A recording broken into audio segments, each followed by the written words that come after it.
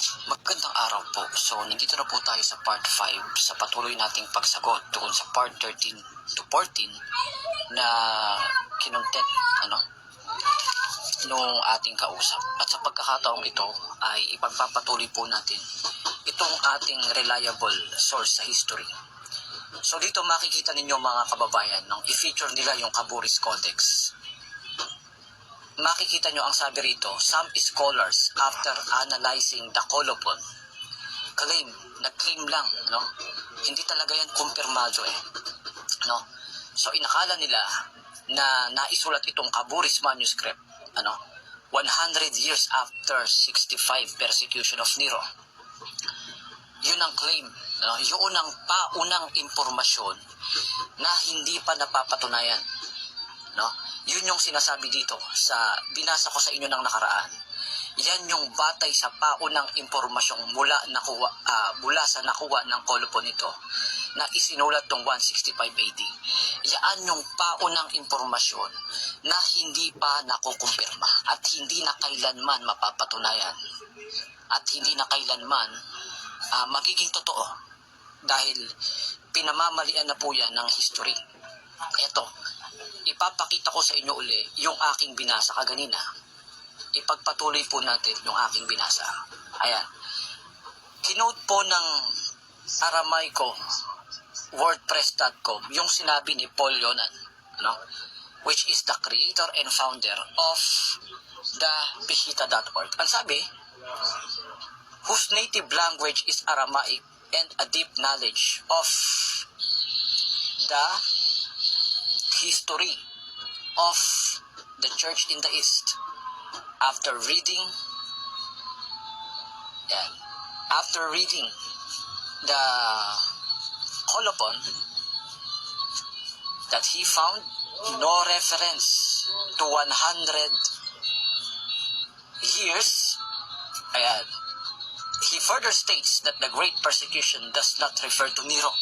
Hindi naman pala kay Nero, kundi doon sa persecution ni Shapur II sa Persian Empire. Makikita nyo dito sa impormasyon, the Great Persecution of the Church of the East began Good Friday 344 AD. Yan. So, diyan tumutuko yun. Ano ang katunayan? There is only one persecution. Alin yung persecution niya? Which is called the Great Persecution. That is the persecution of Shapur II, the Shah of Persia, 310-379 4th century, kung saan naisulat yung Caburis manuscript noong 11th century. At yun ay naititrace yung pinanggalingan sa 4th century. Ano ang katunayan? Itaas natin. The Great Persecution referred to on the colophon is not the persecution of Nero. Sa makatuwid, hindi yung 100 years after 65. Nero was an emperor of Rome, and this persecution took place in the Roman Empire, not the Persian Empire, where the Caburis was copied in the 11th century. So kinopya pala yung Caburis manuscript 11th century doon sa Persian Empire kung saan naganap yung the Great Persecution ni Shapur II. Hindi totoo na ang pagkasulat nito naganap sa persecution 100 years after 65 AD sa persecution ni Nero. Mali na doon natin i-align yung 165 dahil ano ang naging pagkaunawa based on the tracing na ginawa ni Paul Yonan. Therefore, the Codex Caburis is a copy made in the 11th century doon sa Persian Empire. Doon kinopya. Saan galing yon? Galing yon doon sa persecution from a 4th century manuscript. At yun ang nakaulat sa history 4th century.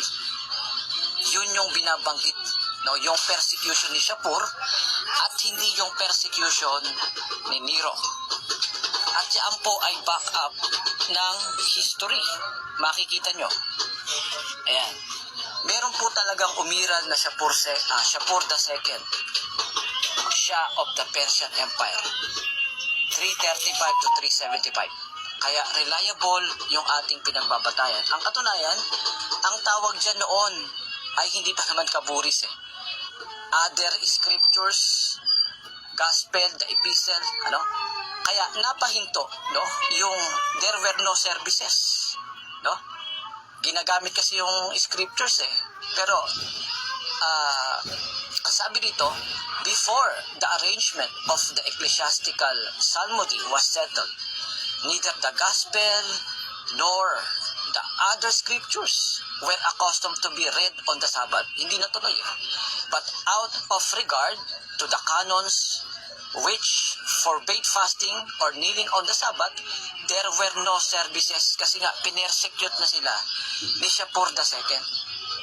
Kaya back off ng history, yung ating sinasabi na yung paunang impormasyon ay hindi napapatunayan. Kaya mali na yaan ay 165 at ang kumpirmado at tama at napatunayan, yaan ay maititrace mo lang sa ika-4 na siglo. Kaya hindi po tayo ang law in comprehension.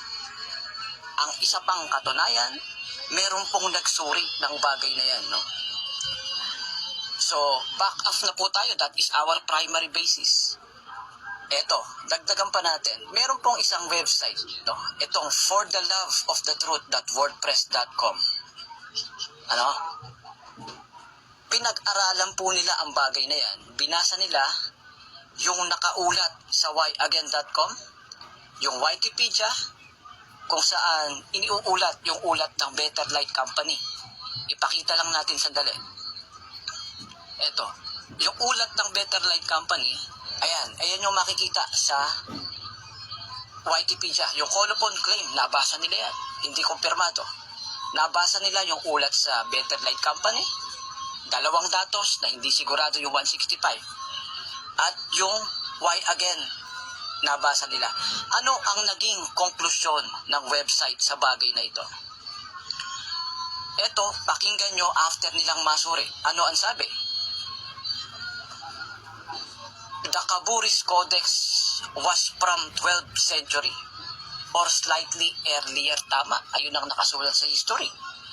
So, it is foolish at best to be suggested to prove Aramaic primacy of the New Testament. It was supposedly based on a claim 2nd century text which is not existence. Hindi nag-exist. Tama naman siya. Therefore, unprovable. Meron ba tayong kakampi? Hindi raw proven. Hindi nag-exist yung 165 na manuscript ng Eastern na Kaburis manuscript dahil 4th century lang. O sino ngayon ang law in comprehension at may malalim na pag-aaral sa history? Tsak na tsak, hindi ako. Mamimili lang kayo. Sino ba sa amin na kausap ko? Kayo na bahala. Yan. So, sa pagkakataong ito, gumuho. Hindi na makakabangon yung pinagbabatayan nyo. Giniba ko na ang 78 AD nyo, ang pisita nyo, na di umano galing sa 2nd century, giniba ko na. At giniba ko na rin ang Kaburis manuscript na Eastern nyo. Kaya iiwanan ko yung inyong mga pinagbabatayang giba. Pasensya ka na, kasi kayo ang nag-first content, sumasagot lang ako. Hanggang dito, sana meron kayong natutunan mga kababayan. Inuulit natin, we are just focused on the arguments. Wala tayong masamang tinapay sa kanino man. At magandang araw sa inyong lahat.